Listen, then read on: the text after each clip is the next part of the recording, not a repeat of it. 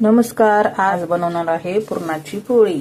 त्यासाठी डाळ घेतली आहे, स्वच्छ अशी निवडून घ्यायची, याला धुवून काढायची आपल्याला। आता गॅस वरती पाणी ठेवलं आहे कुकर मध्ये। यामध्ये आपण थोडंसं तेल घालूया आणि गरम झालं आहे, यामध्ये घालूया डाळ।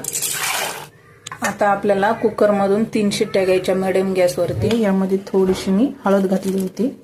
हे समप्रमाणात गूळ घेतला आहे आणि ही डाळ शिजली आहे, याला आपण परतून घेणार आहोत। गूळ फोडायचा आहे आपल्याला आणि यामध्ये विलायची आणि गूळ घालून आपल्याला हे परतून घ्यायचं आहे। आता गूळ बारीक करून घातलेला आहे, हे पुरण मी परतून घेत आहे 5 मिनिटांसाठी। आणि यामध्ये घालूया आपण ही विलायची पावडर। हे फुलपत्र्याने मी पुरण असं हे करून घेतलेलं आहे आणि हे असं छान पुरण तयार होत आहे। असंच आपल्याला हे पुरण करून घ्यायचं आहे। आपला गव्हाचा उंडा आहे, याला मी थोडीशी हळद घातल्यामुळे पिवळा दिसत आहे। याला आपण असं करून घेणार आहे। अशी झाली आहे आपली पुरणपोळी तयार।